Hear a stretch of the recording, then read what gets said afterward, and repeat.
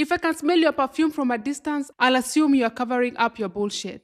Ick. Hi everybody, welcome back. I hope you're all doing well. So a few ladies have shared some of the reasons why they stopped the talking stage or ended a talking stage, ended a dating stage, a relationship.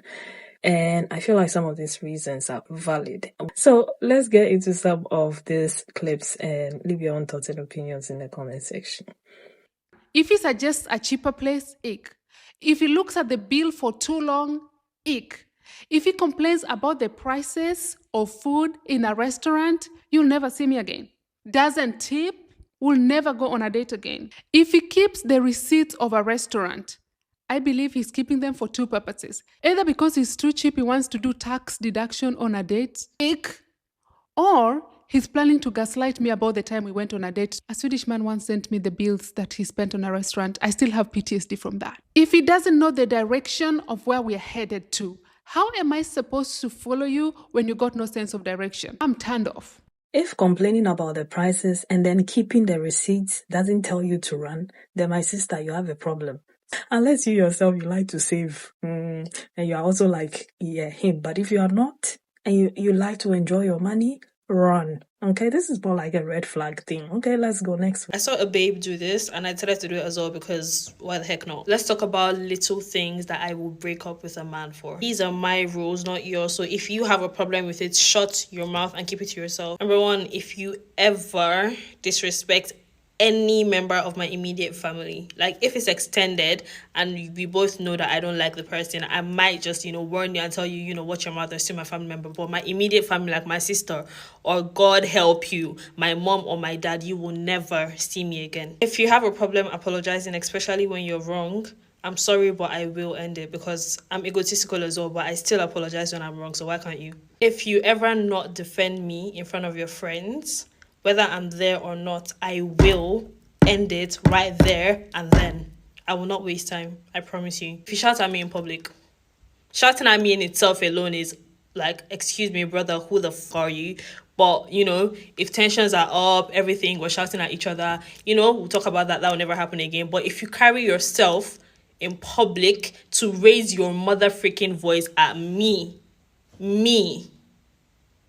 that'll be the last time you ever see me. If you have a problem posting me on your socials, I'm sorry, but if you cannot tell me when I'm wrong and you're always just, she's my girl, she's right all the time, yeah, that'll feel good at first, but eventually I will dump your ass because I'm not looking for a flower. I'm looking for a man. Okay, I will never argue with you over a girl. That's one thing I will never do.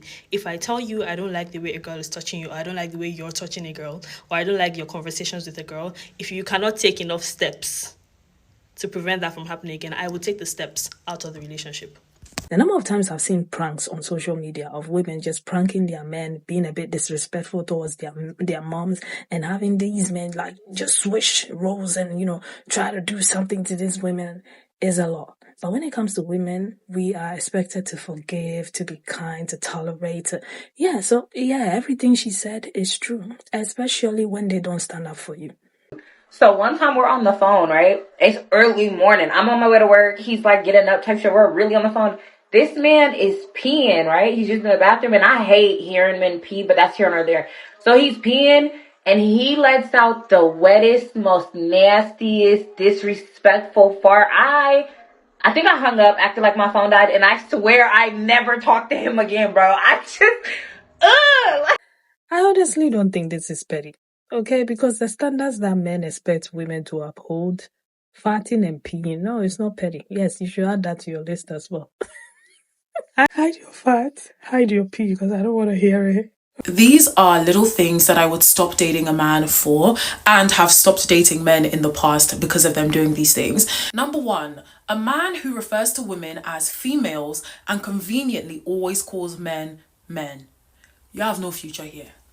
You have no future here. There's no future here for you. A man who frequently uses terminology like bitches and sluts when referring to women. You have Oga, there's no future here for you. There's literally no future here for you. Number three, a man whose favorite music artists are Drake, Kodak Black, Chris Brown, Future. Oga, you actually have no future here. The sat nav is saying that there's a door to the left. to the left. A man who speaks ill of all of his exes. They were all crazy. They were all narcissists. They were all crazy bees. Listen, wrap it up. Wrap it up. A man whose main hobby is playing games, and then it's now those games where they're running women over, where there are loads of prostitutes they're ramming their cars into. Wrap it up. There is literally a door towards the left you need to exit out of. It's enough. A man who registers that his mum went through struggle to raise him and his siblings, whether married or a single mother, and he idolizes the struggle as opposed to condemning it. You know, he looks at the struggle and he thinks, my mum loved us so much, instead of, wow, our mum was really, really failed on so many levels, and I'm sad that she had to go through that. A man who only reads self-help books. All the books are about how to become a billionaire. All the books are about domination. All the books are about power. To the left, to the left. A man who listens to any red pill podcasters or like men deep into the manosphere, but I don't think that actually falls under the category of little things. So, a man who only registers physical touch as a love language, there's no future here for you. A man who thinks flowers are a waste of money, there is also no future here for you. A man who doesn't know his way around the kitchen, doesn't know how to do laundry, just doesn't know what it entails to like run a home. There's just no, even if I wanted to, I just can't. I would literally hate you. A man who watches porn or like OnlyFans subscription, there is no future. There is no future here. There is no future here. And last but certainly not least, I actually don't think this falls under the category of little thing, but a man who wants a lot of children or talks about children like I want to have a whole football team type of thing. As somebody who works in the medical field, a man who talks that way about children, for me, just hasn't registered the danger surrounding childbirth. And if you haven't registered the danger surrounding childbirth, there is no future here for you. Anyway, girlies, let me know what you think. Am I extreme? Are those not little things? Are those really big things? I want to know what you think. Girlies only. Girlies only. This is a page only for women. Thank you. Honestly, these are not little things. These are big things. Everything you said are big things. Man who calls women females. Like, are you mad? Who wants a basketball team for children? As if you're a machine. These are not little things. These are big things. Don't overlook them. They are not little. They are big and they are significant. And I'm so glad that they are sharing this. Next story. Pettiest reasons why I've broken up with someone / stopped talking to someone. Episode 1. I once ended a whole relationship because of how they ate food. This was years ago, so I feel safe enough to talk about this. Everything this man would eat, I could hear it. Everything. Like, he did not know how to eat food quietly. He could be eating a fucking marshmallow and you could still hear it. Like, you could still hear everything that's going on in his mouth. And it grossed me the fuck out. Felt like he had like a big microphone to his throat when he ate because I could hear it. It was, oh my God, guys, I couldn't do it. And I would feel so bad because he's just eating. But the way he did it, I'm just like, who raised you? Like, why are you eating like a horse? Like, especially when he was eating like chips, popcorn, like anything crunchy, like it made me want to get violent. Like, it literally made me want to get physically violent. Like, I remember one day we were watching Netflix and he was just like munching on some popcorn beside me. And I just like looked at him and I was like, yeah, this is not gonna last. Like, I gotta go. I think I'm done. He had other problems, but those problems were not that big to me enough to break up with him. It was the chewing. It was the way he consumed food that did it for me. Like, that was my last straw. I deadass broke up with this man just because of that. But if he sees this, yeah, I'm sorry. Like, I couldn't do it. I hope you fix that problem because yuck. It made me want to get violent. Like, I would just look at him disgusted. Yeah, this is why I'm in therapy.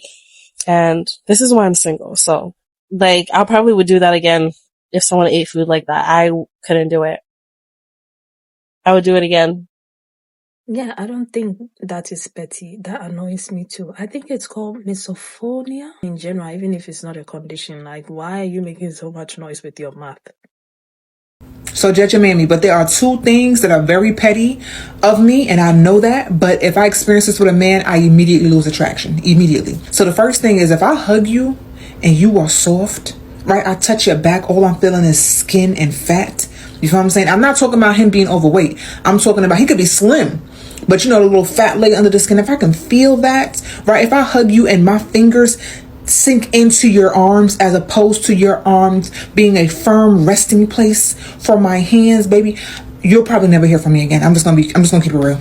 I am funny, but not in the sense of like a stand-up comedian. Like, I am very witty, right? And so I know how to turn a situation that's going on around me into a joke based on my commentary, which causes people who are around me to laugh, like, naturally, right? That's what people should do. So I'm not talking about laughing. But if a man calls me silly behind the fact that he thinks I'm funny, immediate ick. I'm probably going to delete your number. And like I said, it may be petty. It may even be stupid, but it just is what it is. So what's some of y'all reasons, y'all petty reasons, that you would stop talking to somebody? I honestly believe that a lot of us women have been conditioned to be this way when it comes to men, that to the point that a lot of us make excuses, we tolerate, we hide part of ourselves, we accept the bare minimum because they are men, all right? But if it's you, they don't have that same grace. We keep giving them grace. We keep making excuses for them. It's okay, it's a one-time thing. It will probably not happen again.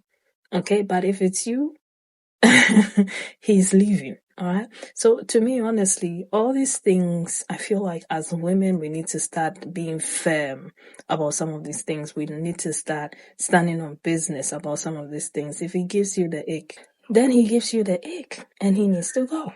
Okay? Don't apologize for if he makes you feel uncomfortable. The way his body feels, the way he calls you, if you don't tolerate it. It's as simple as that. Those are the things that you do not like. So you stand by them. It's not petty. It's not messy. It has to do with you. Because if we don't learn anything from men, we should know that when it comes to them, they are selfish AF. Okay? If it doesn't serve them, they are bouncing.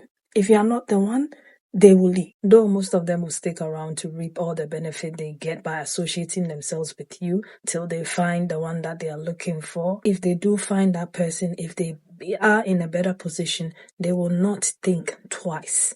They will leave. Okay? So it's not petty. You're not being messy. You're just standing on business and advocating for yourself. And I want us to normalize it. It gives you the ick, bounce. Okay? Anyway, let me know your own thoughts and opinions about all of this. Take care of yourselves. Bye.